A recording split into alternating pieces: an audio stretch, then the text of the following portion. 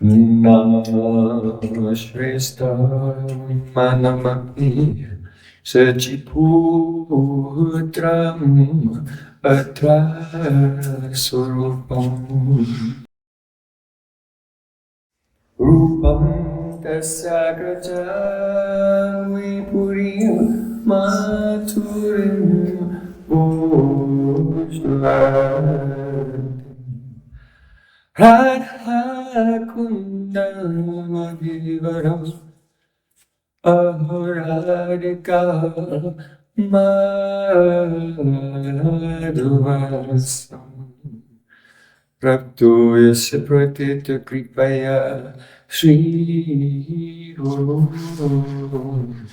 Tam natosmi Gurave Gaura Chandraya Radhikaya Tadaya Krishnaya Krishna Bhaktaya Tad Bhaktaya Namo Namah Ananda Leelamaya Vigrahaya He Mabadibhyatsavi Sundaraya Tasmai Mahaprema Rasapradaya Chaitanya Chandraya Namo Namaste Chaitanya Chandraya Namo Namaste Chaitanya Chandraya Namo Namaste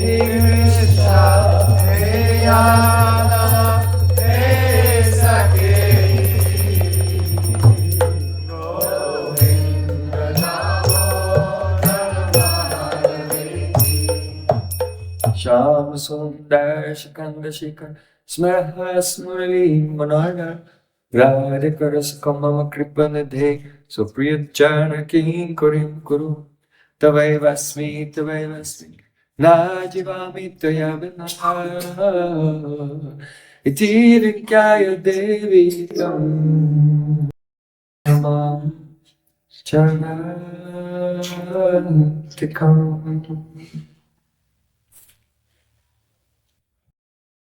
First of all, I offer my Sastang Dandavat Puspanjali in my heart like flowers thousands of times at the lotus feet of my Holy Master, my supremely worshipable spiritual Gurudev, Asmadiya Paramaradatam Guru Pada Padma, Nityalila Pravishta Om Vishnupad, Shtotarasta Sri Rupa Gugacharya Varya, Sila Bhakti Vedanta Narayana Goswami Maharaj.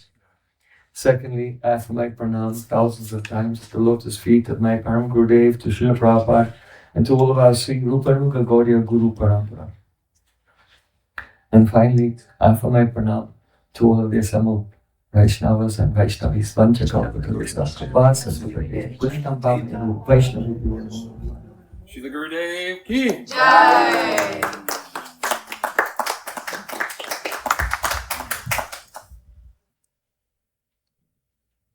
So, by the causes of Sri Gauran Gauranga, today we want to discuss the philosophy, Vedanta Darshan. Vedanta Darshan. Veda means knowledge, Anta means the conclusion. And Darshan means seeing. In other words, Vedanta is not a theoretical philosophy, but rather it is a path that leads to direct experience of the non-dual conscious reality, Sri Krishna himself. Truth is one, but it can be perceived from so many angles, so many directions, in so many moods. So, in this world, there is a plethora of philosophical, scientific, and religious ideas, and it can be so confusing. Srila Bhaktivinoda Thakur used to say that no thought is completely useless. Why? Because it's a starting point that leads to the next thought. And then, after that thought, then we may pivot and recalibrate and move in another direction. And again, and keep going. And gradually, the thoughts lead us onto the tree of Vedic thoughts. Nigama kalpataro galitam phalam. And if we go along the branches of those Vedic thoughts, then we'll come to the fruit of the tree, the Vedic thought tree. And that is the Bhakti Ras, pure love, pure devotion to the Supreme Personality of Godhead, Sri Krishna. So, all the living entities, they think to some degree about life and about reality. And so, wherever they are or wherever we are, then we should survey our situation and try to make progress to a higher understanding. This is the motto of Chaitanya Mahaprabhu. Eho Bahya Agikewa. This is somewhat external. Can you go further? Go further. Go further. So, today, the title of our seminar is The Synthesis of Science, Philosophy, and Religion. And we can include art in there. That seems like a separate discussion. But in the conclusions of the Vedas, everything from metaphysics to the aesthetics as well. What is beauty? This is not less important. In fact, the final conclusion lies fully in this topic of the relishment of beauty. Dostoevsky said, only beauty can save the world. Because beauty is beyond argumentation. When you see something beautiful, then you don't calculate. Only it causes the heart to become stunned. So the ultimate quality of the Supreme Personality of Godhead is Sri, beauty. And so in Sanskrit his name is Krishna. Krishna comes from the Krishna to Karshati. He attracts everyone by his beauty. So today we're discussing the synthesis of science, philosophy, art and religion. Srila Bhaktivinoda Thakur, in keeping with the Vedic tradition, has discussed in his Chaitanya Shikshamrita that there are 5 components in any conceptual analysis. First of all, your mind comes up with a thesis, some subject that is called the Vishay. Our attention is directed to a particular subject. But then you will find always that when you investigate a subject, it's never as simple as it looks at first. And doubts arise. So then the next component in conceptuality is called Sankshaya. We have a doubt about our judgment on a particular subject. Then, on the basis of that doubt, one can construct a whole counter-argument to your original position. So in Sanskrit, that is called the Purvapaksha. So Vishay, thesis, Sankshaya, some doubt, then Purvapaksha, and then the Sangati. Either we become stuck in a state of aporia, a contradiction which appears to us to be irreconcilable, or we can reconcile the contradiction. That is called Sangati, reconciliation. And then we come to our conclusion.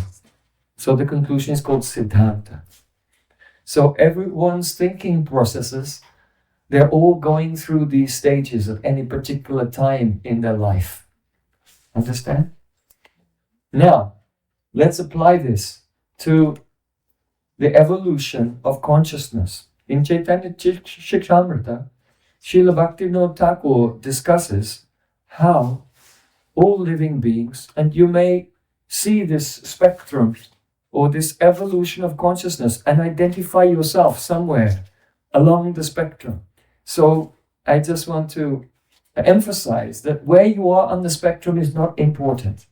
What is important is that we're evolving to the next level and the next level and the next level.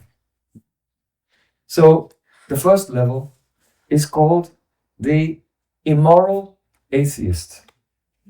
So that means the person who does not believe in a supreme being, a creator, a transcendental, intelligent being, but rather the person is somewhat, let us say, nihilistic. So the first level is the immoral atheist. In other words, the atheistic person who has no scruples, has no conscience about his behavior. He can do anything which is either considered moral or immoral, because for him morality is all relative. There's no intrinsic morality in nature. If nature is not created by a person with a purpose, then nothing has purpose. And therefore there's no basis for any kind of morality. So he thinks that those who are following morality, they're limiting their options. And so he can do any immoral thing. So such a person is a hedonist. There was in India a philosopher, a materialist philosopher. His name was Charvak. So Charvak Rishi, he said, Yavat jivet, sukam jivet, rini kritva gritam pibet. As long as you live, you should enjoy. The meaning of life is just to enjoy. You know that ghee is delicious. Food cooked in ghee is delicious, but ghee is somewhat expensive. So if you cannot afford ghee, don't worry. Just borrow money, go into debt, and enjoy eating the most delicious food every day. And then, when you die in so much debt, then after you're dead, everything's over, no one will come to you to collect the money. Because it's all over. You see? So why should you be modest and live within your means? And not take money from others or take resources from others and take resources and not pay them back? Well, we should just enjoy whatever it takes without any moral considerations. So this is the immoral atheist. So the immoral atheist, he has his vishai, his idea, what is life. He has his doubts. He has his own set of reconciliations and conclusions. And in fact, each person on each of the stages has his own set of the conceptual stages, and they have very strong faith in them. They have nishta in their position.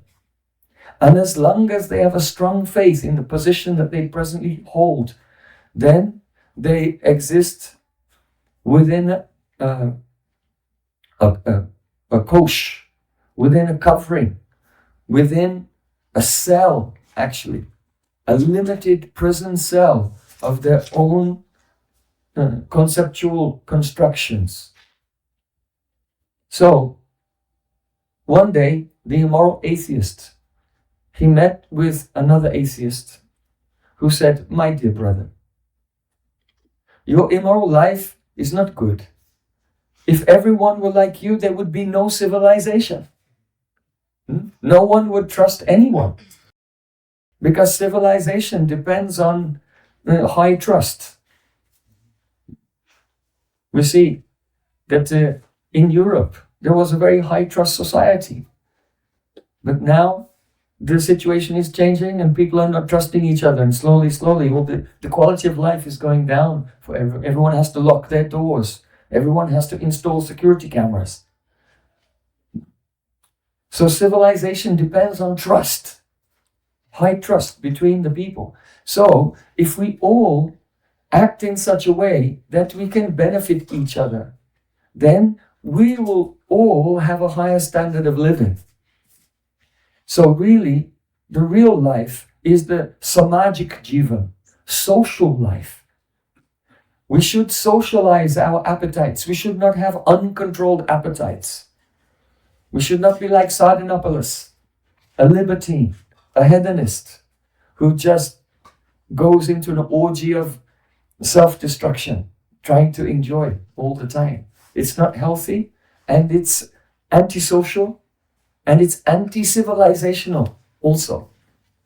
So the moral atheist tells the immoral atheist, my dear brother, it is better if we have some rules that govern how we deal with each other, and we'll all be benefited by this. Now the immoral atheist, he may compromise for the sake of winning the trust of others. But if it comes to a choice between what's good for society and what's good for himself, and he has to choose one or the other, if he can get away with it, he will choose what's better for himself, even at the detriment of the whole society. That means he's not a team player. And he cannot sacrifice for the benefit of others. And so when you get lots of people who are not team players, the whole team becomes weak. And civilization begins to break down. So the moral atheist, he said, my dear brother, real happiness is in the samajik jivan, that is in social life. And if there's a conflict between your own self-interest and the interest of society at large, you should sacrifice yourself. And then everyone will look up to you and glorify you. They'll build statues of you in the town square. What a great hero you are. They'll write books about you and sing your glories. And then you feel great satisfaction. And so in this way, the moral atheist, he defeats the conclusions of the immoral atheist. So then comes, I'm not going to go to the next one yet, because there's one subcategory here. That is called the culprit Ishwaravad. The person who doesn't believe in God, but thinks that believing in God is a good idea.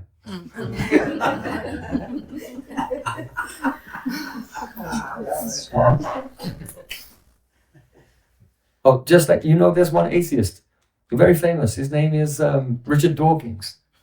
He wrote the book called The God Delusion. And he was criticizing the idea that God exists for so many years. Now he's seeing that the civilization in his country is gradually falling apart. He came out and said, well, I like the sound of church bells on Sunday. He said, I don't believe in God, but I'm a cultural Christian. I'm culturally a Christian. And so then you have this mid-stage where you have it's not an immoral atheist, it's a moral atheist, but then after some time, even the moral atheists, they can come to the conclusion, they realize that actually society would be better off if everyone believed in God. And the reason is that if there's some temptation to do something antisocial, if no one's looking, the atheist will tend to, his character becomes compromised, let us say. His integrity becomes compromised. Why? Because he thinks if no one's looking, I can get away with it. But as soon as people think there is such a thing as God, and God is everywhere and sees everything that I'm doing, and also because there is God, there is also a kind of cosmic justice. That if I will do good, then I will receive some reward, some good reward for that. And if I do something evil, even if no one's watching, but God is watching, and I'll get some negative reaction for that. You see? So there's a stage, and they may be atheists, but they're called the Kalpit Ishvaravad. Those who follow the philosophy that God is an imaginary being, but we'd all be better off if we believed in that imaginary being.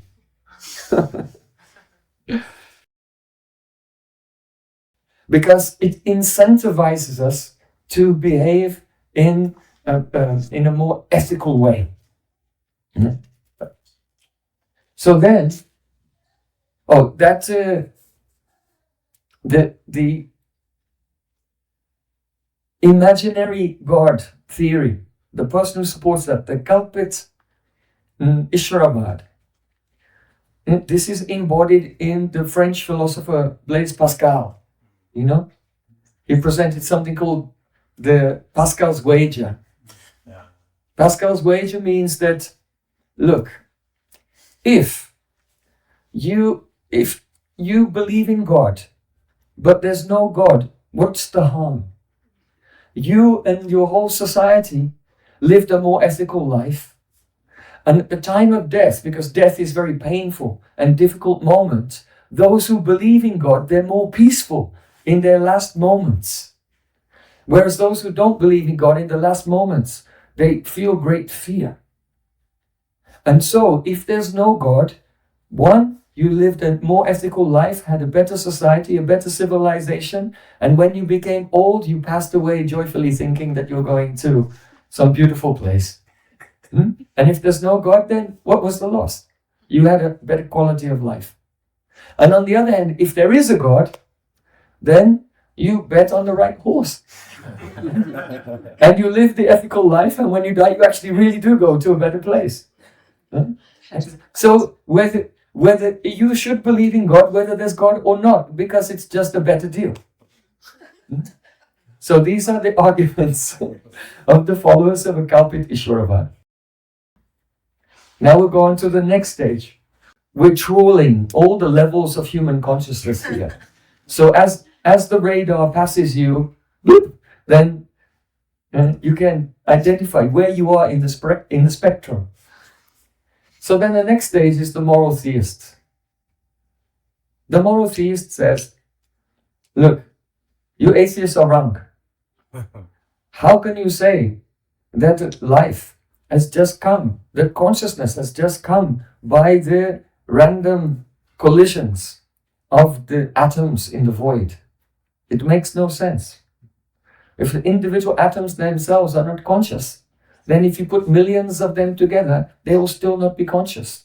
It's like saying, oh, one blind man cannot see, but a very complex arrangement of blind men can see.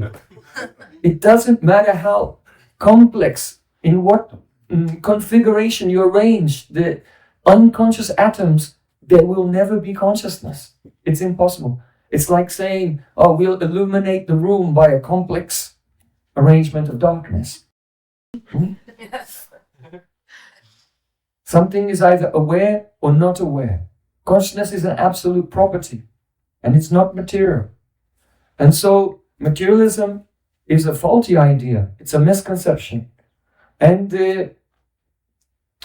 so there must be God, a supreme conscious being who is the origin of all the individual conscious beings. And so I don't want to speak about here there's a moral theist, but there's no such thing as the immoral theist. Because a person who believes in God believes in such a thing as an objective morality. If they don't follow it, we could say that person's immoral, but they're not really immoral, they're weak. Right? They're a person who believes that morality is a real thing, but they just don't have the self-control to observe it. So then the next stage is called in Sanskrit the sadhaka, a person who has a daily practice. So a sadhaka and a moral theist, they're not the same. Because the moral theist, he thinks, if I'm just a good person and I do lots of good things and get a high score in the goodness charts, then when I die, God must take me to his divine kingdom. So he doesn't have a daily practice. He just tries to do good. And maybe he prays sometimes when he's in difficulty or when others are in difficulty. But he has no conception that really I'm a corrupt being. My consciousness is contaminated, it's disfigured, it's not pure, and that's why I cannot experience God. Just the moral theist thinks I can't experience God because I live in the material world, and if I'm good when I die, I'll automatically be transferred to the spiritual world.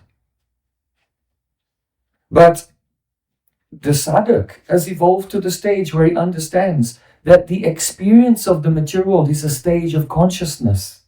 And if I'm in that stage of consciousness, just dying is not going to put me in another state of consciousness. It won't take me to another plane. I'll just be here again, because that's my state of consciousness. I'm attached to the dualities of the world. I'm attached to things here. I have desires.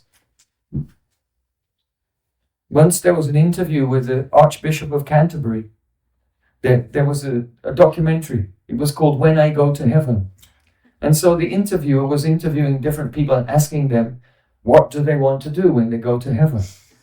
So they interviewed the Archbishop of Canterbury, who is the topmost, allegedly the topmost theologian in the Anglican Church. And they said, when you go to heaven, what will you do? And he said, well, I think I'd like to play a round of golf with Shakespeare. So that was his idea of the spiritual world. It was just basically like this world where you don't have to pay tax.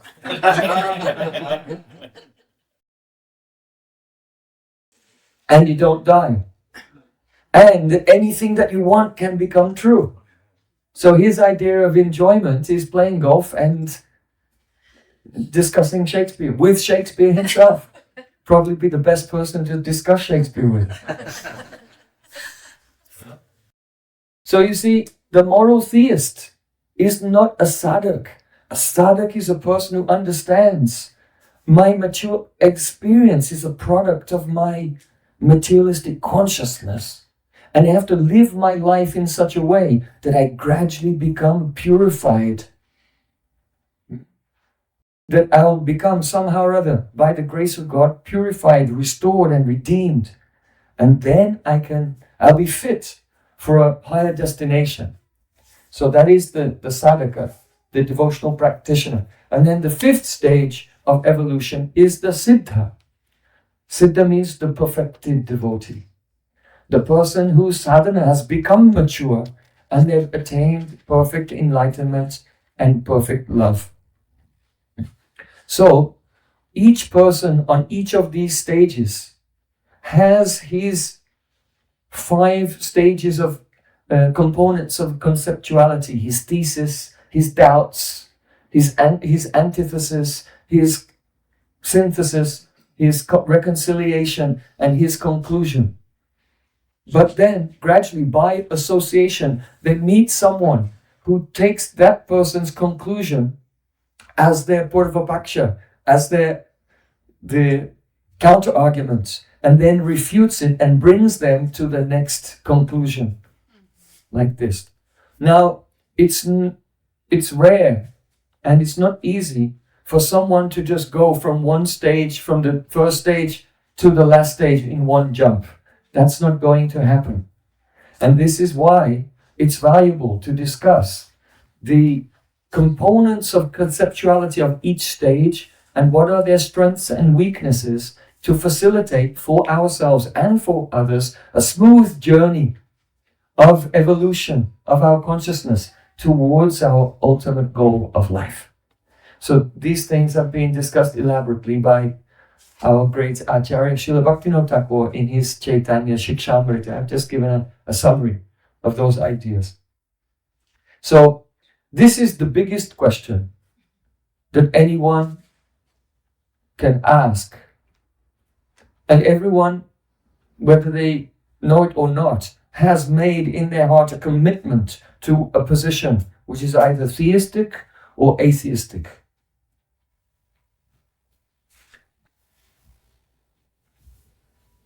Everyone, either consciously or unconsciously, has made a commitment to the concept of theism, that there is a supreme being greater than ourselves, or there is no supreme being. And including in atheism would also be the conception that I am the supreme being. Many people think like that. It's a kind of profound envy that who can be greater than me? I simply cannot conceive of it. So, first of all, we just want to examine the far-reaching consequences of that inner psychological commitment that everyone has made. Because we may not be aware of the consequences. First of all, generally, there are different types of atheist positions, but most prominent today is simply just basic materialism or physicalism or naturalism, that only matter exists and that's all there is. So this is not a new idea. In ancient Greece, Democritus put forward the concept of atoms and the void. That's all there is. Just there's only atoms and the void. Everything is simply just various configurations of particles moving in space in accordance with the impersonal, implacable, and heartless physical laws. And therefore, as soon as we have the idea that there's no God, then life has no intrinsic purpose. Of course, an atheist may say, well, my purpose is this, whatever, to save the whales or something like that. Or my purpose is that. But your purpose can be something else, and your purpose can be something else. So the idea is that life itself has no intrinsic purpose, and it's a free-for-all. You can just make up your own purpose. Or not. And be completely nihilistic. Or if you think that you can make up your own purpose, you're essentially nihilistic, but you're in denial. Right? Because ultimately, if there's no meaning to life, then when you die, then what was the purpose of saving the whales? Or anything else that you did? So, on the other hand, if one has a deep internal commitment to theism, there is a supreme being, then it means that this world has been created with a purpose. And we exist with a purpose. And generally, those who are theistic, they have as their ultimate goal love for God. That each and every soul has a glorious prospect to be situated in a plane of eternal loving relationship with the Supreme Being. Of course, there are many different conceptions of what that Supreme Being is like, and we'll make our way towards that gradually. Now, we've spoken about how, if someone believes or doesn't believe in God, what the consequences are for understanding the nature of the world. Either the world is meaningless or the world is meaningful and life has purpose. Now let's look at the consequences in regard to the concept of oneself. Who am I? So in atheism, we see that the self is, well, what is that? What do people say? Now people can say things like, well, I was born in the wrong body, right? But they're atheists, so what was the thing that was born in the wrong body? If you're only the body, you're only atoms that made up the body, then what's the thing that's in the wrong body? So there are so many contradictions, and it's very vague, fuzzy, and nonsensical. But we see that what is most popular today in regard to the concept of the self is an idea that became popular at the time of the Enlightenment. So before the Enlightenment, generally people were religious. That was the predominant worldview. And philosophically, they accepted the classical philosophical worldview, mainly derived from Greece, either Platonism or Aristotelianism or something like that. So those things were ejected at the time of during the Enlightenment period. And so René Descartes and also John Locke, these two philosophers, they both spoke about the self using a phrase tabula rasa. Tabula rasa means a blank slate. This is really important to understand. That the self, when we're born, we're a blank slate. We're just a blank slate ready to be written upon. Now, what that means is that every individual, they're just a product of their environment. So it's outsourcing responsibility. If there's some problem in you, in your behavior, in your personality, it's not my fault, it's the fault of whatever, all these external things in my environment. You see? Whereas now, most people today, they think like that because we're living under the shadow of the Enlightenment era. Whether you've heard of that period of history or whether you know the philosophers of that history, it's just that in the modern era, those ideas are still lingering and have a major influence in everyone's life.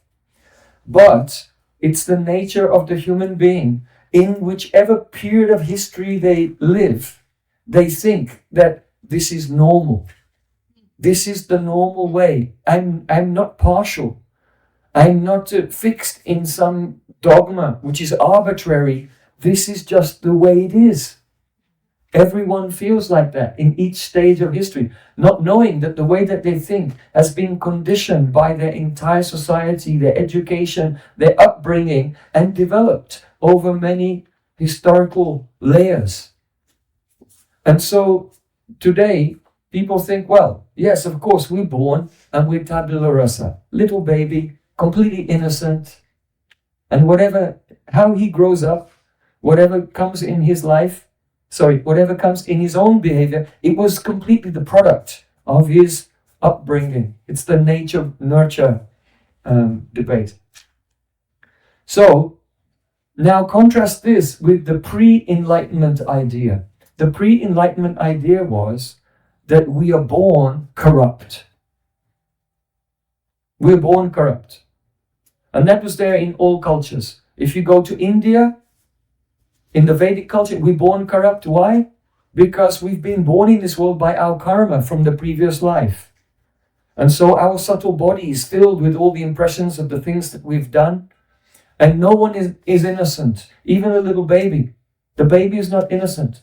He's just in a potential stage. As he grows up, as his intelligence develops, then all of the personality traits and habits from the previous life will manifest again. So if he was a crooked, criminal, and dishonest in the last life, when that little baby just grows up, he'll be like that in this life also. And so on. So in Indian culture, the idea is that, yes, if we were not corrupt, if we were not materialistic, if we didn't have worldly desires and attachments, then we would not have been born here in the first place. So everyone is corrupt from birth, through and through. This is the Vedic concept. And in Europe, the concept was there, but it was explained by a different conceptual framework. That would be the framework of original sin. That because we're the descendants of Adam, Adam rebelled against God with a little help from his wife. And he rebelled against God. And then because we're his children, it's not that we're guilty of the original sin, but as a consequence of being his offspring, because he was corrupted, so his children are corrupt and so on. So it's a completely different explanation, but it's still right. This is an interesting thing. This is called, in philosophy, the fallacy. Let's say someone puts forward an argument, and you identify that in that argument there's a fallacy. And then you say, therefore, they must be wrong. But someone can be right for the wrong reasons. Understand? Someone can be right for the wrong reasons. So from our Vedic point of view, we would not say that any individual in this world is corrupt as a consequence of the action of Adam. We would say it's a consequence of his own actions in his previous life. But the conclusion is the same. And so then we would say, if someone has an argument against the theory of original sin, and therefore it's wrong, we say, no, that's the fallacy. Because it's right, but it can be right for the wrong reasons. But as long as the argument itself works, then it becomes actionable, and the action that it provokes is the right action, then it can be acceptable. So, kudos to the Christians. This is the correct thing. We are born corrupt. So it's a very difficult thing to explain if you don't believe in reincarnation. As many Christians don't believe, some do, but most don't believe in reincarnation, but they're right about the psychological nature of the self. And they have another explanation, which is right for the wrong reasons, but it's still right. So, we're contrasting two things here. The atheist is outsourcing responsibility for his own faults and weaknesses. Well, it's just that the environment has made me like this. And also, one of the consequences of thinking I'm born tabula rasa is I'm basically an innocent person. I haven't really done wrong.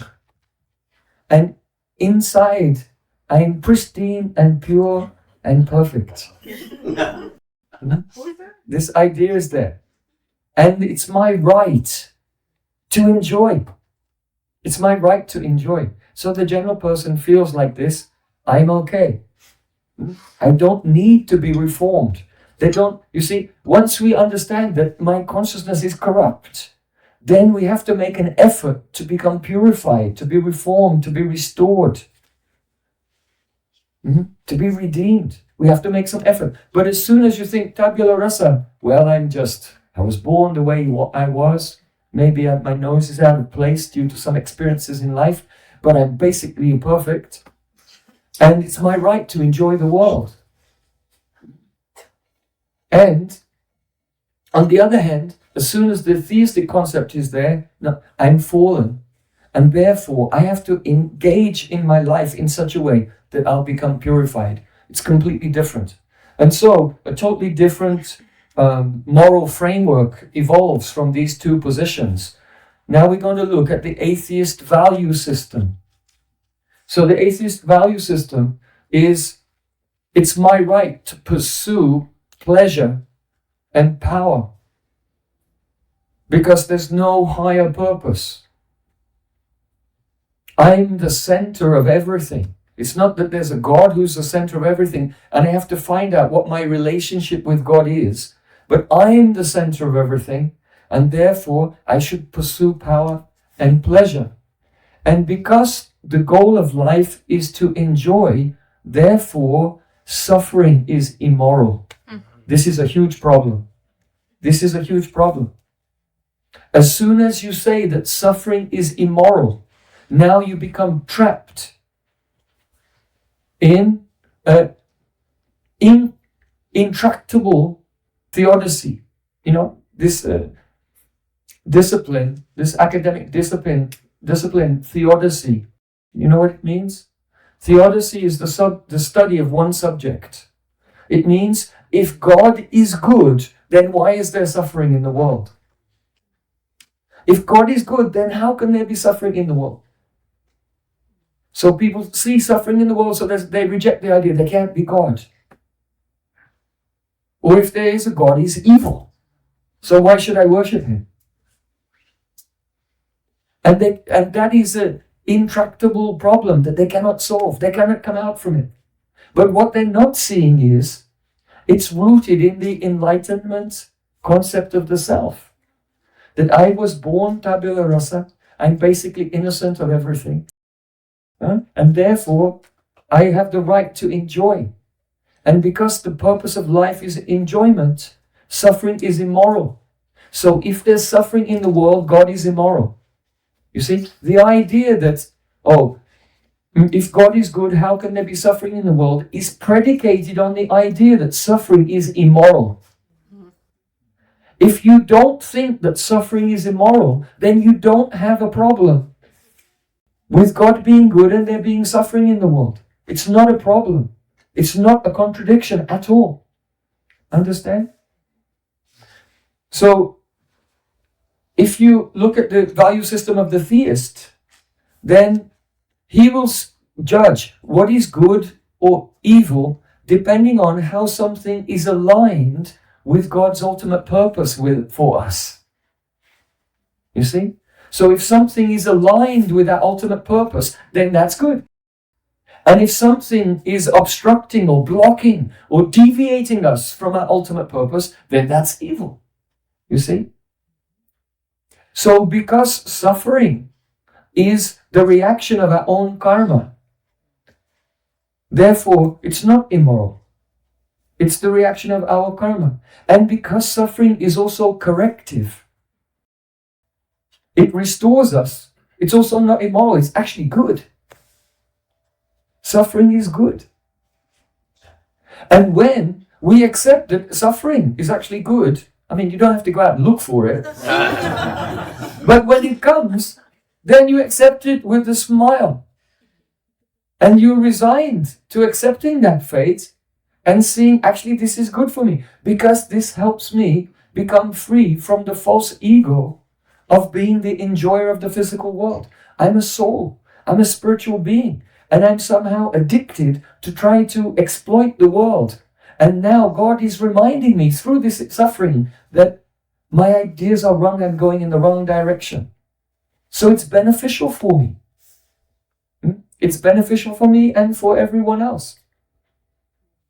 And so, these are the differences. If everyone has made a commitment, knowingly or unknowingly, but we should really examine our commitment. Examine it and question it. Because it has the most far-reaching consequences of any commitment that anyone can ever make. Now, you may have noticed in the course of this discussion that, let's say, perhaps the majority of people in this room have made an internal commitment to theism. But you may notice as we go and discuss the consequences that you're still harboring some atheistic type of ideas. And so it's not a pure or clear, crystal clear theism. It's not sharp, it's not in focus. It's vague and it's blurred with ideas which are atheistic in nature. And so this discussion of theism and atheism is helpful, not only for the atheist, but also for the theist, because we can identify our lingering atheistic tendencies which are still present. So, now we come in the final line. What is the highest good? So, if you're just a material being, you have a limited life, you are basically innocent, and you have the right to enjoy pleasure, suffering is moral, then the highest good is simply economic prosperity. Only economic prosperity, that's the highest good. Because by having wealth, then you can acquire all the various types of material enjoyment. Just like Karl Marx. Karl Marx says the highest virtue is capital.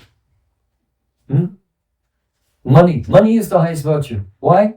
Because someone may have the virtue of being intelligent, someone may have the virtue of being beautiful, someone may have the virtue of being artistic, but you may be ugly, stupid, and completely have no atheistic sense whatsoever. But if you've got money, you can buy beautiful people, you can buy artists, you can buy scientists, and make them do whatever you want. You see? Therefore, money is the greatest virtue, right? No. So, but we can see, let's say, the whole way society is organized today, all the discussions within the government, practically they're just about economics. Economics is the basis of everything. And so this is a disastrous policy. Because according to the Vedas, that piety precedes prosperity. There are, in the material life, there are degrees of telos, or degrees of purpose. And so the first one is called dharma. Be an ethical, moral person and follow religious life. Be pious. And the result of being pious is artha, economic development. And then when you're economically developed, then calm, you can fulfill your material desires. And then when you discover that you're not fulfilled by those fulfilling material desires, because it's very superficial and doesn't really satisfy the soul, then moksha, liberation. So dharma, artha, karma, moksha, these are called the four purusha arthas in the Vedic social system. Of course, the conclusion of Vedanta is there's pancham purushartha, the fifth goal, or parama purushartha, the highest goal, and everything should be subordinate to that. What is the highest goal? Prema purushartha. The supreme goal is love, and all the others, they should be subordinate to the attainment of that goal. So in Vedic culture, and also in the pre-enlightenment period, it was understood that you cannot be economically successful without being pious. And so now we see in society, mainly people are not pious, they're mainly sinful, and society is going on. But you should know that they're surviving on the fumes of the piety of their ancestors, because the previous generations were religious, and therefore there's a kind of pleasant society. But it will only take a few generations as people become more and more impious that everything will fall apart. So here we're looking here on the fourth level of the screen here. We're contrasting what is the highest good for the atheist, economic prosperity. What is the highest good for the theist, the attainment of love of God. What benefits a man if he gaineth the world but loses his own soul? So now let's follow this a little further. The human being with a developed consciousness tries to understand the world or the meaning of his life through predominantly three disciplines: science, philosophy, and religion. And in the modern times, many persons have a misunderstanding. They think that science is at loggerheads somehow with religion. But science is a contrary to religion. I was staying at one place in North Carolina. I went for a walk, and the contentious person had a sign in his garden. Because the theists, they sometimes have a sign saying, "Thank you, Jesus." And so this atheist person has a sign in his garden, "Thank you, science." And like the T in thank you was like a big cross. So from far away it looks like a cross, but when you get close it says, "Thank you, science." So he was just trying to needle his neighbors somehow or other. So there's this idea that science and religion are contrary to each other. And a lot of that is basically just propaganda and built up around stories like Galileo. That Galileo said, no, the earth is revolving around the sun's not revolving around the earth. And then the evil clergymen put him under house arrest, and he was oppressed and everything like that. So religion has a history of suppressing science and suppressing real knowledge. This kind of narrative as being promoted in the public psyche. But actually, if you study the history of Galileo and the Catholic Church, it wasn't like that at all. And it was a very scientific discussion, and most of the science was on the other side at that time, as far as people knew. And he was not persecuted for raising questions or challenging questions. He was he was basically became persona non grata because he was very aggressive and insulting to certain public figures. So, science, philosophy, religion. The point we're discussing is that science and religion are not at loggerheads. And also philosophy. Sometimes philosophy is seen to be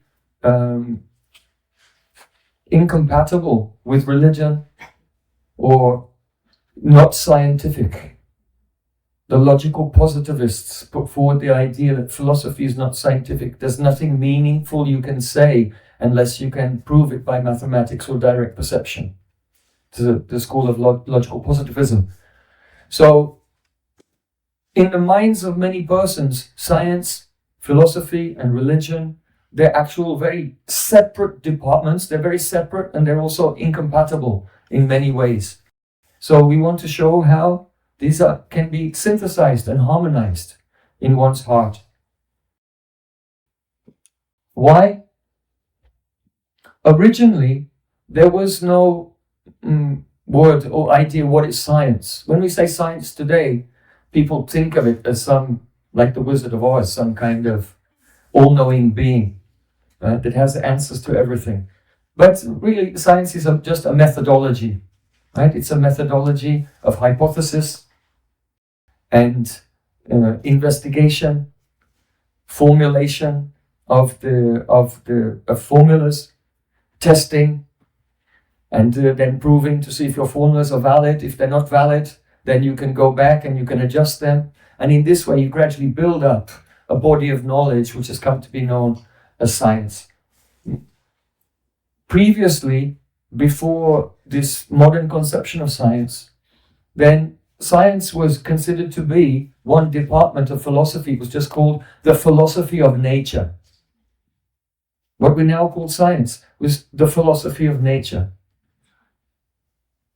And people today, they've, in most cases, forgotten the philosophical roots of the modern institution of science. But we'll be examining that. What are the philosophical roots of modern science? Now, in philosophy, there is also a department, and that is natural theology. In fact, the word philosophy has lost its meaning today. If you take the Oxford Dictionary of Philosophy, or the Cambridge Dictionary of Philosophy, or the Routledge Encyclopedia of Philosophy, all the main textbooks on the subject of philosophy, you cannot find entries explaining what Sophia is. You see, the word philosophy comes from the Greek phile, which means love, and Sophia, which means wisdom. So philosophy originally was a discipline that is defined as the love of wisdom. But if you study all the main philosophical textbooks today, you cannot find the entries even on Sophia. What is Sophia? So people have forgotten even the reason why the philosophers love to philosophize. Now, philosophy in many of the textbooks is defined as the pursuit of truth. The pursuit of truth. But the very definition, the pursuit of truth, implies that no one's actually got there yet. And if you're just pursuing it, then you're an accomplished philosopher. And just pursue it forever, but never come to any conclusion, then you're a philosopher. And if you go to college today and you study philosophy, that's what you'll do. You'll just be pursuing things in different directions and come to no conclusions. And then you can become a doctor of philosophy. Because philosophy is the pursuit of truth. Running after something that you never find. It doesn't make sense. So, what is the actual definition of philosophy according to Aristotle and Plato, Socrates, and so on? They've defined what it is. So, we'll look at that. And so, we'll call this the classical conception. Previously, philosophy was understood. It was understood that the goal of philosophy is the acquisition of Sophia. And Sophia means theoretical wisdom. But it's comprised of certain components. Sophia means the knowledge of why the world exists and why does it have the form that it has. So the acquisition of Sophia, or theoretical wisdom, is a theoretical understanding of why the world exists, what's its cause, and why does it have, broadly speaking, the shapes that it has. Why does it take this form? Why is the world not just like one big bowl of peanut squash soup, right? A kind of orange liquid. We're all just floating around in an orange liquid. Why is the world the way it is? You see? So this is Sophia. So philosophy means loving Sophia. It doesn't mean being confused forever.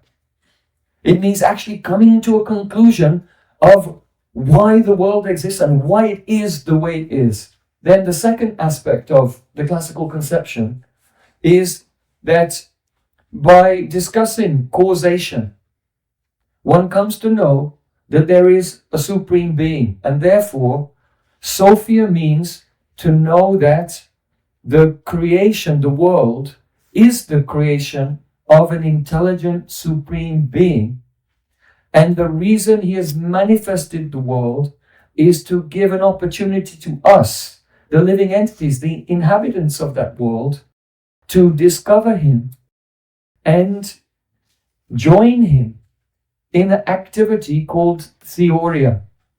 In Greek, theoria. Now the word theoria, it's a little bit misleading because Sophia means theoretical wisdom, but theoria is not theoretical. Theoria means the act of contemplation of God.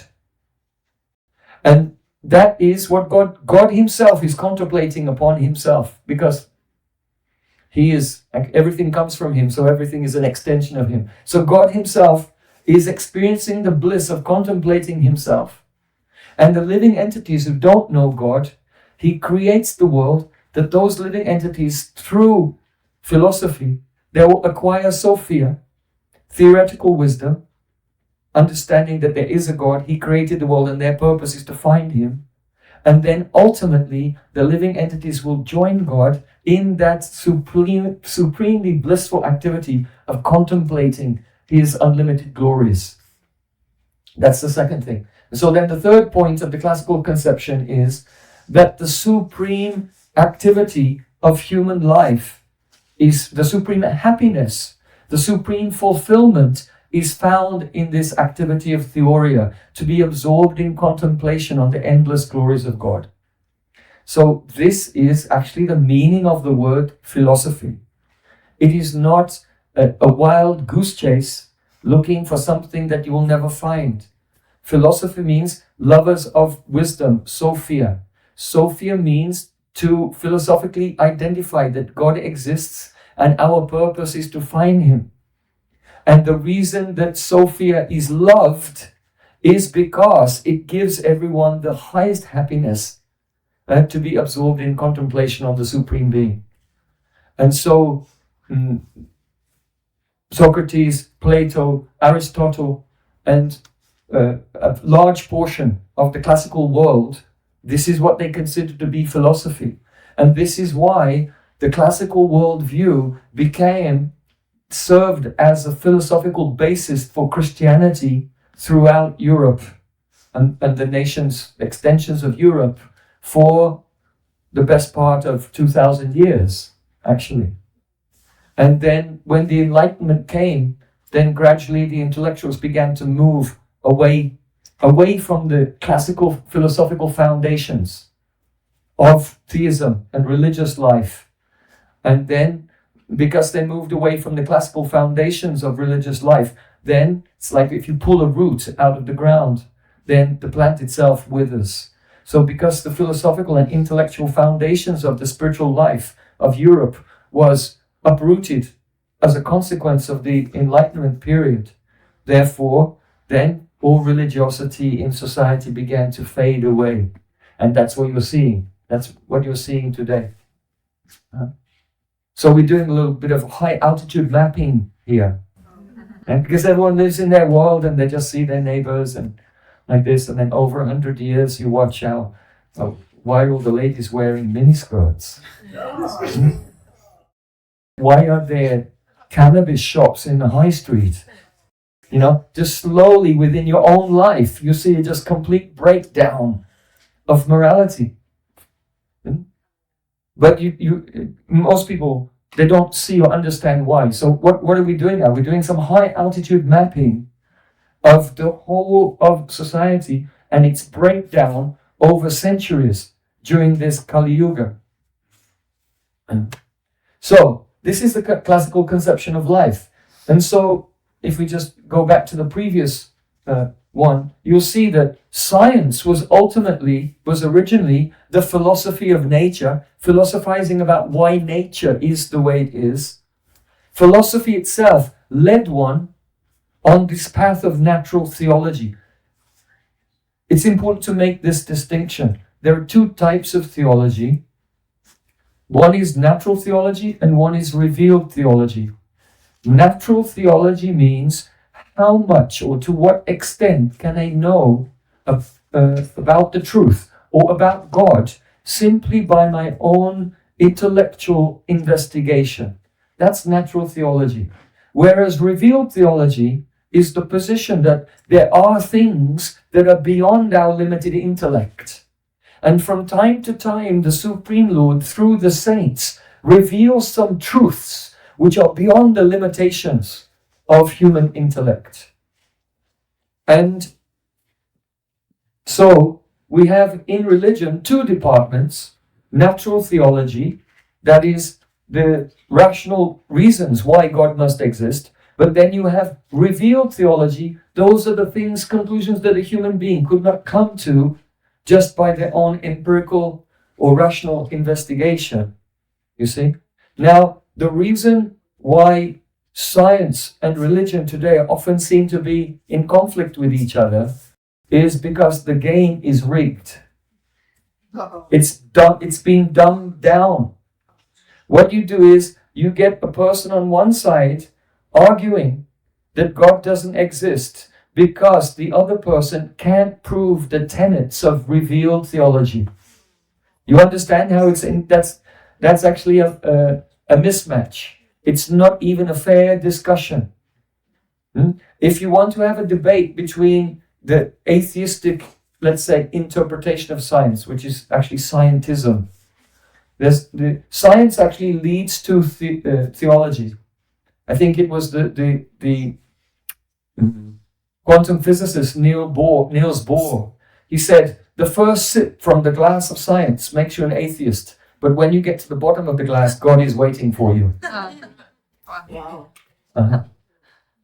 So basically the debate has been framed in a way which is skewed towards atheism due to the sinful nature of this age. So you have these debates where there could be a claim of revealed theology, such as Jesus is the Son of God, or God is a blue boy who plays a flute. These are revealed things. You can't establish them by logic, reason, or empirical investigation. These are revealed, they're descending revelations from the Supreme Lord through the saints. You can verify them, but you can't verify them by making an experiment in a laboratory today or tomorrow. You can verify them, but the experiment is in your heart is the laboratory. And the experiment is somewhat expensive. It will cost you your whole life. When you dedicate your life to the service of God, then in your heart you can realize the truth. You can go into trance and you can have perception of God. But you can't prove that to someone objectively or empirically in a short time. It's an expensive experiment. Just like now in Switzerland, they have a particle beam accelerator, the CERN particle beam accelerator. And so now they've discovered that they can turn lead into gold, right? But it cost millions of dollars to make like $10 in gold. So it's not very, they can do it. But let's say, if you're just stubborn and say, I don't believe you, you can't turn lead into gold, show me right here. Show me right here. Well, even the scientists can't prove, right? You cannot show anyone right here because you don't have a 20-mile long particle beam accelerator that costs billions and billions and billions of dollars, you see? So it's not, when you say prove something, there's a question of, there's a context in which things can be proven. And if you don't have the context, then it doesn't mean that it's not true. So the context for proving the existence of God is to live the spiritual life, to practice a sadhana every day, to purify the consciousness. And then, so the spiritual path or true religion, Sanatana Dharma, the eternal religion of the Vedas, is completely scientific. But you cannot give in to the childish tantrum or demands of a person, show me right now. Because that's not even true for just a simple thing like, can you turn lead into gold? So we're just showing here a basic synthesis is there. Why? Because science is really a department of philosophy. It's the philosophy of nature. Philosophy itself is the love of wisdom, and Sophia means to find out that there is a supreme being by your own intellect. So ultimately, philosophy implies natural theology. And then religion includes natural theology, but has the added advantage of revealed theology as well, which gives opportunities to go beyond one's human limitations. Because there's a path. Yes, you can realize the Supreme Being, but you have to dedicate yourself to this path for some time, and then you'll get the results. And those things, they come in the path of revealed theology. So, and revealed theology is never in contradiction to the natural theology. So there's no contradiction anywhere along the line. So I've tried to show, just in principle, the synthesis of all these various branches of human endeavor, human investigation, and the methods of knowing. There's no contradiction at all. Now, you can take it at face value, what I said. We'll go into more detail in this today and also in the evening class, because the question remains, did the classical philosophers really prove the existence of God or not? And is it scientific or not? So that we'll discuss in the evening. Just now, we want to address this subject, and that is Vedanta Darshan. Now, Vedanta is in the category of revealed theology. Vedanta begins, Om Matato Brahma Jigyasa. It's the first sutra of Vedanta. It means now, therefore, one should be desirous to inquire into Brahma, the greatest thing. Brahma means Bringhayati iti Brahma. That thing which is the greatest and which also makes others great is called Brahma. So in English we have the word God, but Brahma means you can think of God and think that, well, God is over here and everything else is over there. But Brahma strikes on the level of the absolute truth. There's nothing separate from Brahma. Brahma is pervading everything. There's nothing independent. Just like the deists, they have some idea that this God made the world like a clock. He wound it up and he put it down, and now he's like an absentee father. And the world is just going on in a clockwork mechanical way, and God's not involved anymore. So, Brahma means the greatest thing, the greatest being, who is everywhere, within everything, and nothing is separate from him. And he is beyond duality. And he also makes all of us also become great by his mercy. So this is the first sutra. Now is the time to inquire about the absolute truth. Why now? Now because you have the human form of life. And now because you tried to enjoy the world in various ways and it was all a disaster. And so you've become inquisitive. So now we are finished with the path of karma kanda. just trying to perform Vedic rituals to get some worldly temporary benefits. Now let's inquire to the eternal supreme benefit. So this is the first sutra. The second sutra, Janmadyasya Yataha. That Brahma, the absolute truth, is that from which everything is emanated. So the Vedanta Sutra begins with the discussion of causation. And in the evening we'll discuss how this discussion of causation interacts also in the field of classical philosophy, which was the basis of our whole Western civilization, and also in the realm of science. It's such a fascinating subject. So, the absolute truth is the cause of everything, the cause of all causes. But then the very next sutra of Vedanta is Shastrayonitvat. That means one can know that Supreme Being through Shastra, through the Vedas. In other words, the point of the very third sutra, Vedanta Sutra, is revealed theology. That reality is beyond the limitations of our senses. So mercy must come down to us. And through the Vedas we can come to know that Supreme Being. And have a darshan. Darshan means here not theoretical knowledge, not Sophia, but actually theoria, that is to be absorbed in a direct experience, contemplating the glories of the Supreme Being. Now I want to share with you the key to understanding all philosophies. This is what we mentioned yesterday. This is the Rosetta Stone that translates everything. This is the holy grail of philosophy that all philosophies are searching for. In Srimad Bhagavatam, it is said that the reason any soul in this world cannot find the supreme truth is because they have 4 defects. What are the 4 defects of a conditioned soul? Do you know? Yeah. Brahm, Pramada, Vipralipsa, Karnapakav. Brahm means the tendency to make a mistake. People take it in this way. Pramada, we'll explain it in more detail. Generally it's translated as the tendency to be in illusion or make a mistake, Brahm. But it means something really profound. And that's what we'll be discussing just now.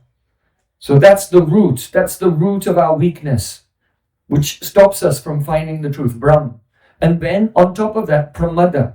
Pramada means the inability to understand the subject due to something lacking in our power of concentration.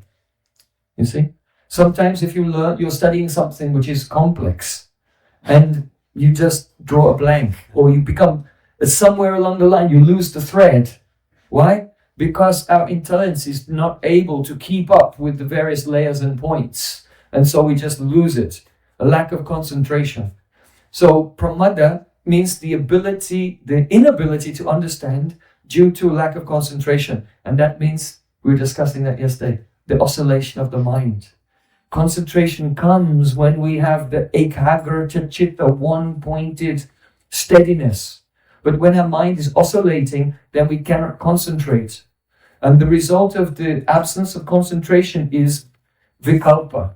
That is, our mind comes up with concepts that don't correlate with reality. Non-correlated thought constructs. They're called vikalpa. So, Brahm, Pramada, Vipralipsa. Vipralipsa means, Prabhupada translates that as the cheating propensity, the tendency to cheat. We could also say on a subtle level, it means the representational bias. In other words, when we see the world, we filter out the things that don't tally with what we want to be true. So this is vipralipsa. It's not just cheating in the gross sense, but it's also cheating ourselves, because we filter information and we filter out the things that we don't want to be true. And we emphasize and magnify the things which actually consolidate the understanding that we already have. That's what we want. Today, many people, they go on courses and they sit and they take seminars and they just want to sit there nodding. And if there's something that they don't agree with, they just, oh, this is bogus. But because we're in the conditioned state, we have to understand that our understanding of things is very limited. And we have to be prepared to hear things very carefully that do not tally with our present understanding. Otherwise, we can't grow. And we can't overcome our vikalpa, our non-correlated thought constructs. And this is why the service to Guru and honor, respect to Guru is absolutely necessary, because it makes the ears receptive to something which is beyond our present limitations. Yeah. So, Brahm, illusion or mistake. Pramada, lack of concentration, inability to understand due to the absence of concentration. Vipralipsa, the tendency to cheat, even ourselves, by bias. And then Karnapatav. Karnapatav means imperfect senses. Our senses only have a spectrum of perception. For example, we can only hear sounds of certain decibels. If they're too deep, we can't hear them, and if they're too high, we can't hear them. Dogs could hear very high sounds. Dolphins can hear high sounds. Bats just make a squeak, and from the echo they echolocate, right? The bats can echolocate from the high-pitched squeaking sounds that we can't even hear.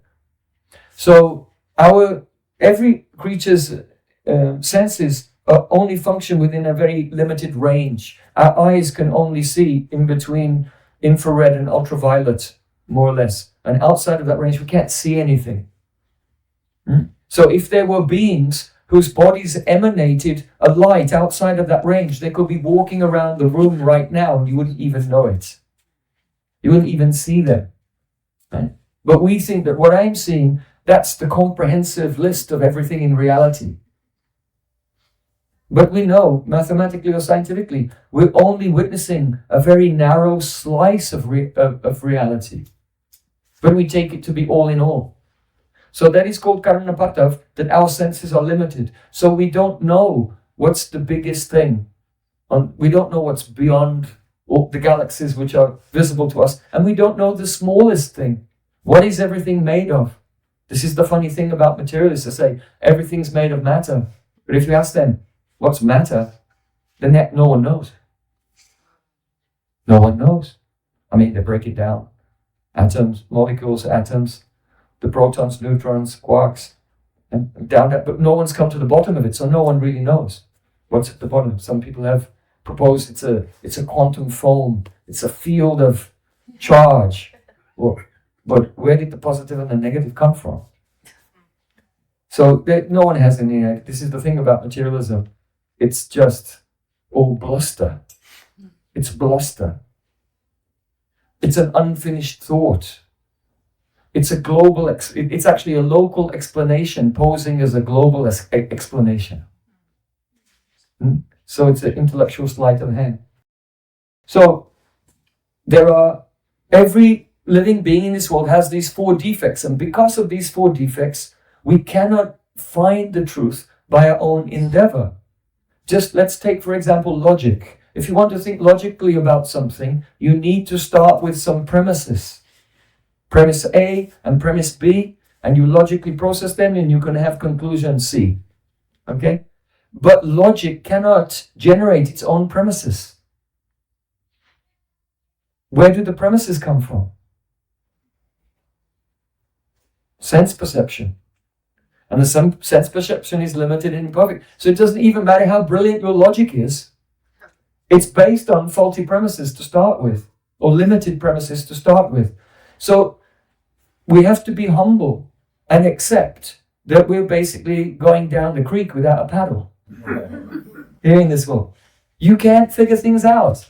It's impossible. We've just shown, we've philosophically proven that you cannot figure things out. But there's something. It's not that philosophy is entirely inconclusive. There is something that can be ascertained by via negativa, by negative inferential insight. This is not true, this is not true. By negativa, you can come to some idea, some vague idea that there is such a thing as God, but what He's like, that we cannot know. In Srimad Bhagavatam it is said, Guna prakasha anumiyate bhavan. That means one can infer from the activities of material nature that there is such a thing as God. That's as far as you can go. From the world you can infer that God exists. But what He's like or anything more than that, it's not possible. For that we rely on the descending process of revealed theology. So, now, Vedanta Darshan. We cannot know what is truth by our own endeavor, and the root problem is called Brahm, right? Brahm. So everyone knows, if you've read something, that Brahm means the tendency to make mistakes or being illusion. But I want to examine this very deeply.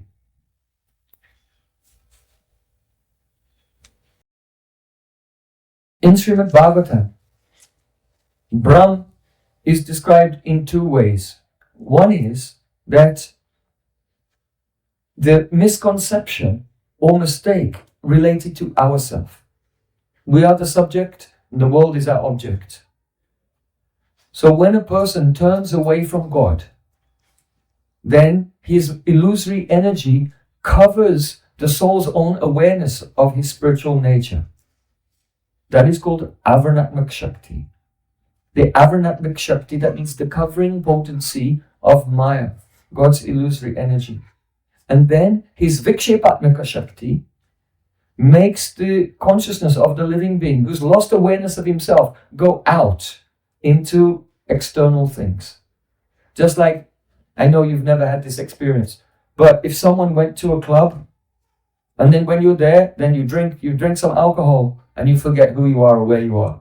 So we could say the alcohol, in one sense, has the effect of covering over your own awareness. Your own normal awareness becomes eclipsed. And then you become attracted to whatever, the dancing girls or whatever the show is in that club. And that's distracting. So Maya is like this. It has the illusory energy of God has two aspects. One, it covers your awareness of yourself. And the other is throws your consciousness to become attracted or distracted by external things. Okay? So one type of Brahm is the Brahm related to the subject. You, the soul. When we turn away from God, then we lose our awareness of ourselves as a spiritual being. And the other type of Brahm is the projection onto the physical world of self-existence. Or it can be the projection onto our own mind also of self-existence. Now, why does this happen? An example has been given. Consider this. If you look at the sun,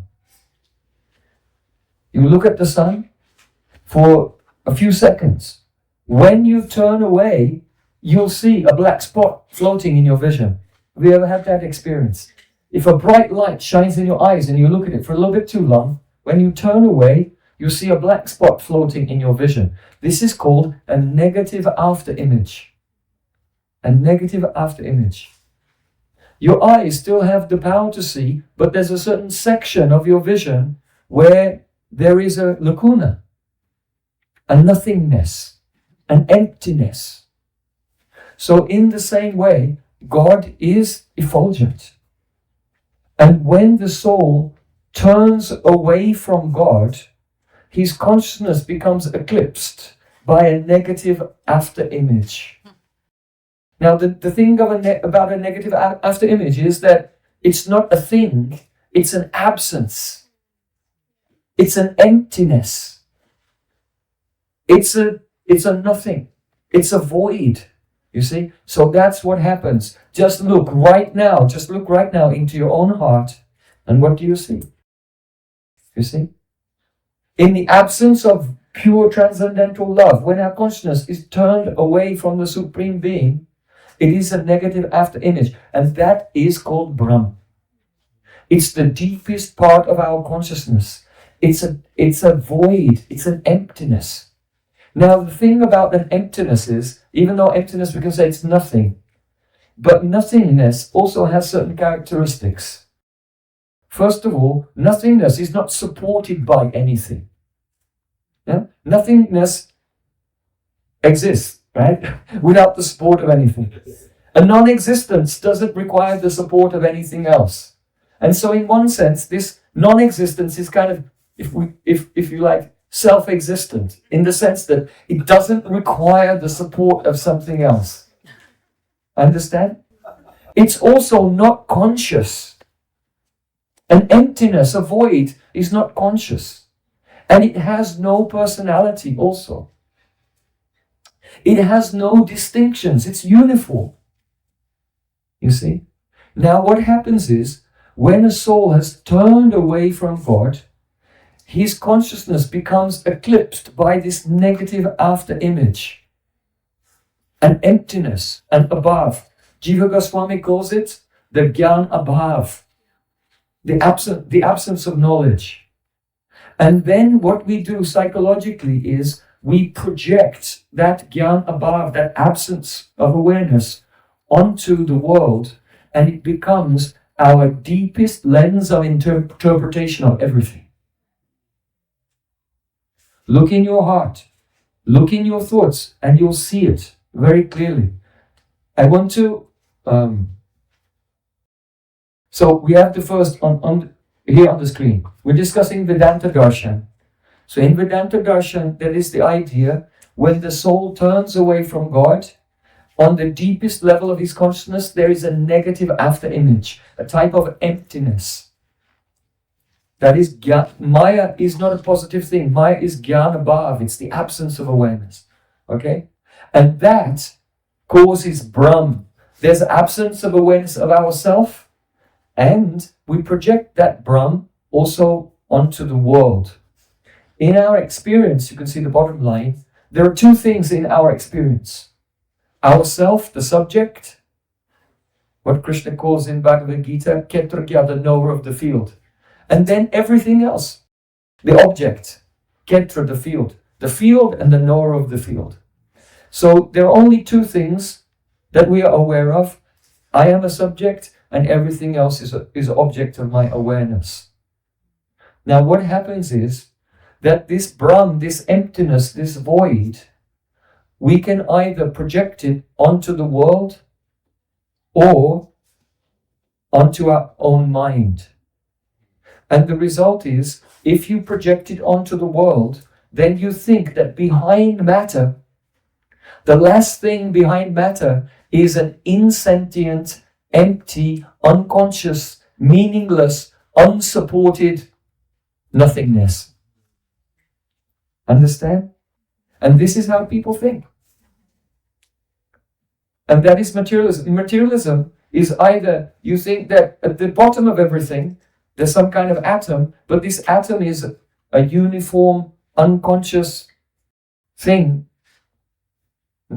that has no discernible internal properties. Or you think that actually the last thing is just some energy that's everywhere, which also has no support, no characteristics, no consciousness. It's actually our own Brahm that we project onto the world. Just like a person with rose-colored spectacles sees that everything is rosy. So the person who turns their consciousness away from God, their consciousness becomes eclipsed by a negative after-image, and they project that as being the fundamental basis of everything.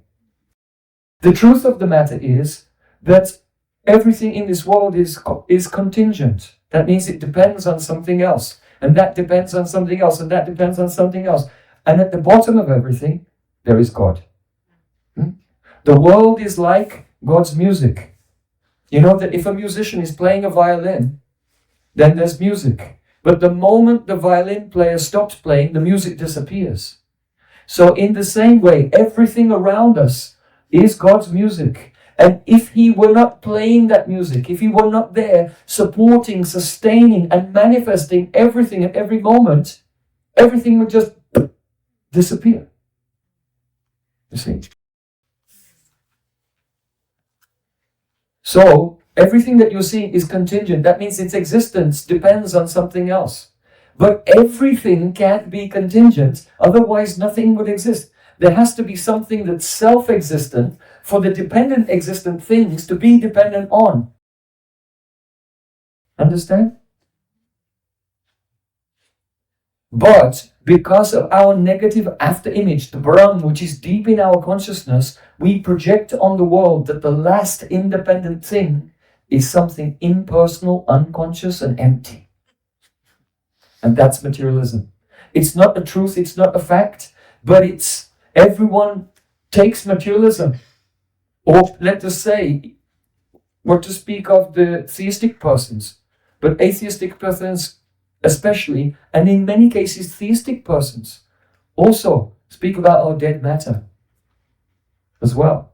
But behind everything there's a living conscious being. But the reason we think everything is unconscious and dead and self-existing is the projection of our own internal negative after-image. That is the Brahm that arises when we turn away from the spiritual light of God. This is the teaching of Vedanta. It's very profound. It's such a profound psychological analysis of the human condition. Now, I want to describe Brahm with it's very difficult to translate Sanskrit words. So I'm translating Brahm as mislocated hypostasis. Mislocated hypostasis. Remember, I'm trying to give you the key to all philosophy forever. You'll solve every philosophical problem forever if you understand this, so just please pay attention. Mislocated hypostasis. The word hypostasis means a substance to which we give primary ontological value. Ontology means existence. So if you give something, if you attribute something with primary ontological value, in other words, this is the last thing, this is the most basic thing, this is the most fundamental thing, there's nothing more fundamental than this, then that to which you have given is called hypostasis. In Christianity, they have hypostases. That's the plural of hypostasis. What is that? The Father, the Son, and the Holy Spirit. They are co-eternal, fundamental basis of everything. So, but the Greek phrase hypostasis means that which occupies in your mind the most primary ontological position. Now, all philosophies except for Vedanta, or pure theistic philosophies, they are all the result of mislocated hypostasis. In other words, there are two things that we know about. That is, I am a subject and everything else is the object. If you project your Brahm, if you project your void, your emptiness, your unsupported, unconscious conception onto the world, then you become a materialist. And if you project it onto your mind or your consciousness as you know it, then you become an idealist. And so all the philosophies throughout history either manifest as idealist strains or materialist strains. And some philosophers are confused and they have a contradictory mixture of both. So, let's see how this pans out. Oh, this is just one small point. The atheist trap is this. How does the atheist become caught in a trap? When the consciousness is turned away from God, then our whole intellect becomes corrupted by this occupation of the negative after-image, by Brahm. And then, when you think, all of your thoughts are built on the foundation of some self-existent, empty unconsciousness at the bottom of everything. And all your thoughts are built on top of that, but you don't notice it. In other words, the whole discussion of philosophy is like a second-tier discussion. It's a second-tier discussion built on a first tier, which is a blind spot for all the philosophers. They cannot see it because it's literally a blind spot. Understand? So Vedanta is a first-tier discussion because it goes to the root of all of our concepts. Whereas philosophy is by and large a second-tier discussion, which is already built on the basis of Brahm. It's already built on the basis of that defect, corruption of the intellect, which is there in every person whose consciousness has turned away from God.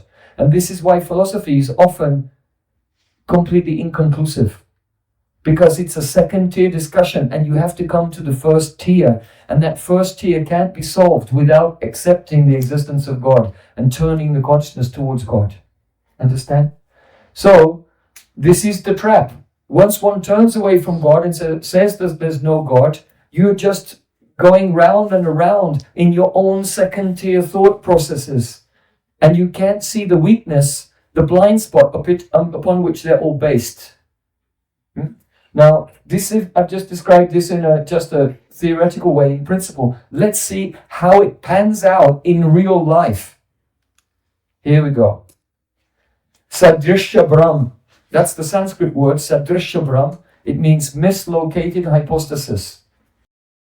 That, just to summarize again, when we turn away from God, then we have a negative after image at the depth of our consciousness, an emptiness, and it becomes the foundation of all of our second-tier thinking. Now, the person will either project this Brahm, this hypostasis, they'll mislocate it basically. They'll locate the primary ontological position that belongs to God either in matter or in their own mind. So when they locate the hypostasis, the primary ontological position that belongs to God in matter, then all the materialistic philosophers come throughout history. And when they place that, they mislocate their hypostasis in their own mind, then all the idealist philosophies come about. You know, what's the difference basically? The difference is this, that the materialist thinks everything is matter and my mind and thoughts are a product of matter. In other words, consciousness is an emergent property of matter. On the other hand, the idealist that says, no, consciousness is not a product of the physical world. The physical world is all a product of my consciousness. So they go into a state of solipsism or subjective idealism. It's all an illusion. It's all of a creation of your mind. It's not real. You've heard these things, right? So, now if you look at the history of this, let's look on the materialistic side. Charvak Rishi, the 6th century BC, he's the one who said everything is just made of matter. So just eat the most delicious and expensive food every day, max out all your credit cards, and then die. Because no one's coming after you when you're dead. So that's Charvak Rishi. Then the next philosopher. We went from the 6th century BC to the 460 to 370 BC. 4th century BC. Democritus said everything is just atoms and the void. Then we have Heraclitus. Heraclitus said everything is matter and it's just in a state of flux all the time. Everything is in a state of flux.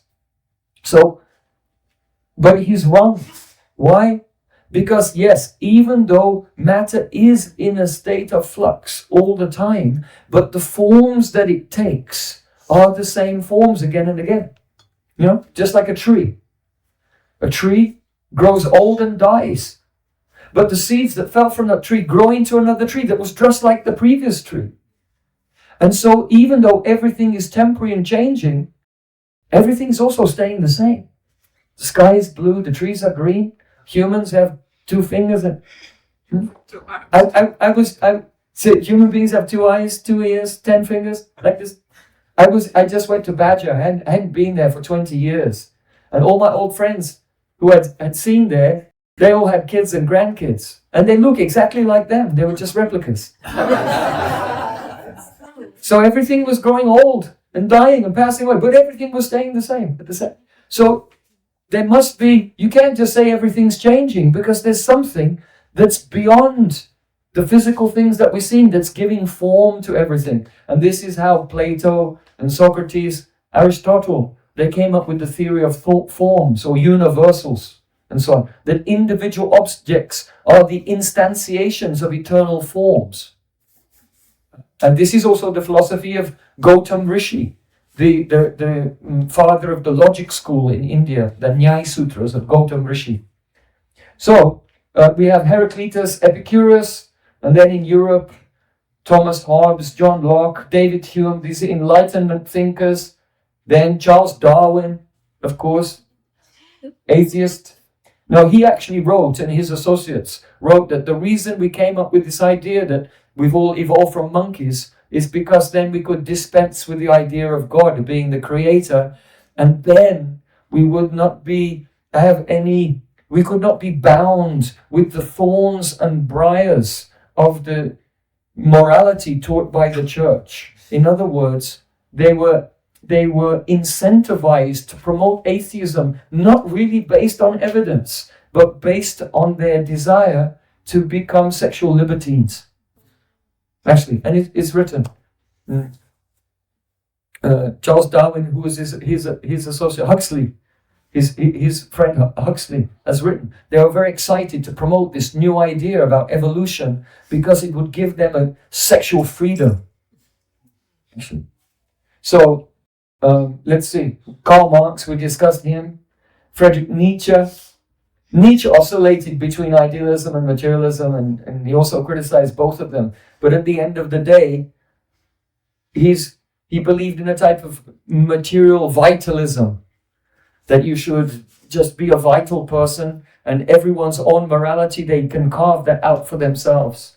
And you should dominate and control the world, become the Ubermensch, a Superman. So, but it was all materialistic in nature. Then you have Richard Dawkins, we mentioned him today. Of course, Daniel Dennett is a modern materialist philosopher. You see the ones that don't have a second date? Those are the ones who are still alive. They're the ones who are yet to find out how wrong they are.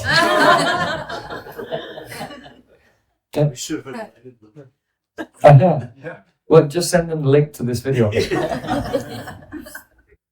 But how does all this thinking come about? These are all unfinished thoughts. If you question them and say, but what about this? What's behind that? What's behind that? You'll see that their thinking process just stops and it becomes emptiness. And there's no answer. And that's their conceptual horizon, where their thinking leaves and arrives at the first tier. And at their first tier, they have only emptiness. So what I'm speaking about is demonstrable. You can sit down any philosopher or anyone who believes in any philosopher and interrogate them to go, but what about this? What about this? And go deeper and deeper. And they'll just peter out and come to the end of their conceptual horizon. And then there's a nothing. No answer at all. So an argument that terminates in a nothingness is actually not an argument. It's just bluster. It's just hand-waving, acting like an argument. But because the opponent himself has this Brahman emptiness and doesn't recognize it, then it turns into an ongoing debate which is never concluded. Only an enlightened person who has identified the root cause and is free from that root cause can cut and refute all other ideas. So, now on the other side you have the idealists. So on this side, they're the ones who did not project their Brahm, or they did not mislocate their hypostasis in the world, but they located it in their own awareness, in their own mind. And so then they become idealists. That my consciousness is the foundation of everything. Not that consciousness is a product of the world, but the world is a product of my consciousness. And so they're invariably impersonalists. Yes, the world is the product of consciousness. And what is consciousness? It's an empty void. And so therefore you have Parmenides. You know Parmenides? His philosophy? Parmenides said that Nothing is moving. It's all an illusion. Why? Because if you want to go from A to B, you have to go halfway between A and B first. But before you can get halfway, you have to get halfway between that. But before you can go there, you have to be halfway. So, like that. And reality being the unlimited, indivisible, that means you'll never get anywhere. So the very idea of movement, motion, these ideas were presented by his disciple Zeno as well. This all movement and motion is an illusion. The only thing that exists is one static emptiness. And so you have Nagarjuna. Nagarjuna was a Buddhist. So Buddhism is like that. Buddhism is also called Shunyavad, means the philosophy of void. Those persons who don't believe in God, they sit for years meditating and they go inside and they find their own void and think that's the absolute truth. But that void is the negative after images that arrived from turning away from God, the aversion to God. See? Because we'll go into this later, but there are extreme weaknesses. There are absolute Achilles heels on both sides, and we'll be examining those in the afternoon. So Nagarjuna, Plotinus, then later, kind of following the Buddhist idea, Adi Shankaracharya, the father of the Mayavad philosophy or Kevaladvaitavad, he traveled all over India defeating Buddhists. But actually his ideas were the same. The only difference was that the Buddhists believe you can find the void by your meditation, and the Shankaracharya believed that you have to follow the Vedas. But the conclusion was the same. Buddha is saying the supreme truth is emptiness, nothing. And Shankaracharya is saying, no, it's not nothing, it's Brahman. But that Brahman has nothing in it. So it's the same thing. So in the Padma Purana, it is said, Mayavadam asatchastram prachanam bodham uchate mayeva vihitam devi kalo brahmana mortina. Lord Shiva said, I will incarnate in the age of Kali in the form of a Brahmin, Shankaracharya. He's an incarnation of Lord Shiva. So it's called Shankaracharya.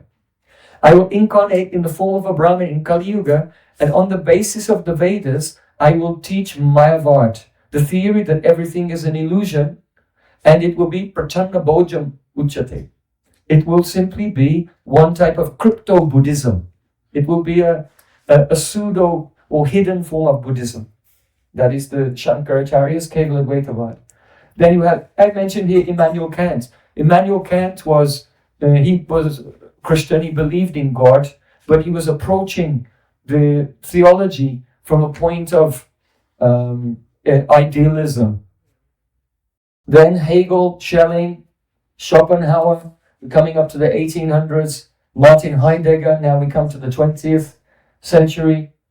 So there are many idealist philosophers. Okay. So just to conclude, take this home with you, put this in your pockets, the conclusions from today. That first of all, that science, philosophy and religion, they are not in contradiction with each other. Science is the philosophy of nature. Philosophy is ultimately natural theology. The very meaning of the word philosophy is to find out God and become absorbed in remembering God.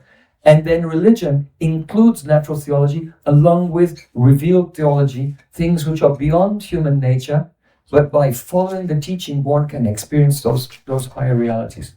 Then the second thing we want you to take home, the second point, I'm summarizing, and that is that in Vedanta Darshan, the Holy Grail or the key to understand all philosophy has been given in the concept of Brahm. That when a living entity turns away from God, his consciousness becomes eclipsed by the negative after image, which is called Gyan Abhav, the absence of awareness.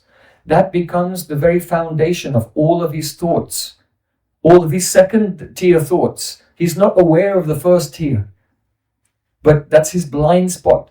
But his second tier thoughts are all based on that. When the living entity projects that Brahm or that emptiness onto the physical world, he becomes a materialist and thinks consciousness is a product of matter. And when he projects it onto his own consciousness, he becomes an idealist and thinks the world is a product of his consciousness. The actual conclusion is this: yes, the world is the product of consciousness, but not your consciousness. You see, the idealist says the world is not real. It's an illusion produced by consciousness. The materialist says only the world is real, and in one sense your consciousness is just an illusion. Right? But the truth of the matter is the world is real and your consciousness is real. And how are the two harmonized? The world is a product of the consciousness of God. In other words, the world is not a thought in your head.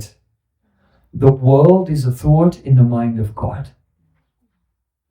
And that's the central point. Srila Bhaktivinoda Thakur explained in his lecture called The Bhagavat, Its Philosophy and Ethics. He said that the living beings either fall on the side of materialism or idealism, and all progress in philosophy is the living entities making their way gradually towards the center point, where the world can be real and consciousness is real also. But it's only reconciled by giving the primary ontological status, that is, locating hypostasis in God. If you don't locate hypostasis in God, then what do?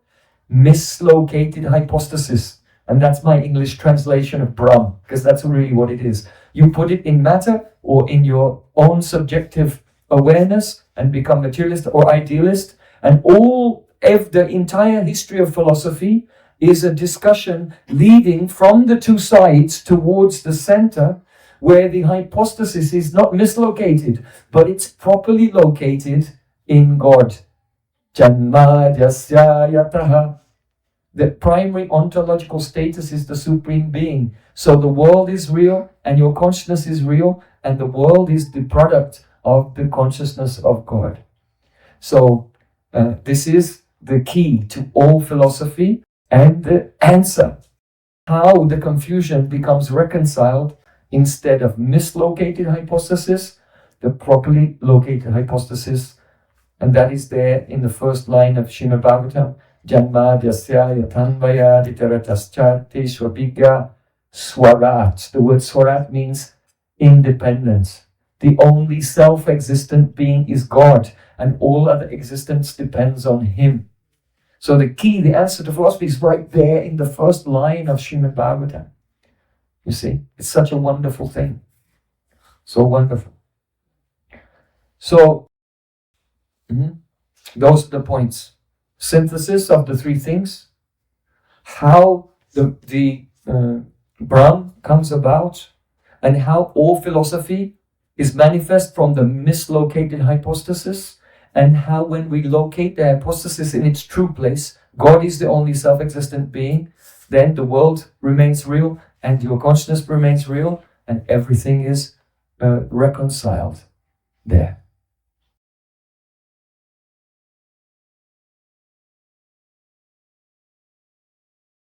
Gaur Premanande.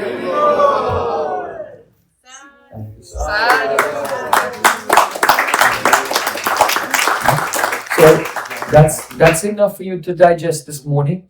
Think about these things very carefully. It gives you the tools to interact with all different philosophical ideas, but also ourselves. We should be introspective and see the degree to which that eclipse of our consciousness is still present. And it can only be removed by turning our consciousness to the Supreme Lord. And we do that by chanting the holy names. Hare Krishna, Krishna Krishna, Hare Hare. Hare Rama, Rama Rama, Hare Hare. That is the most powerful and direct way of removing the corruption of the consciousness on the deepest level. Harinam Prabhu ki Jai.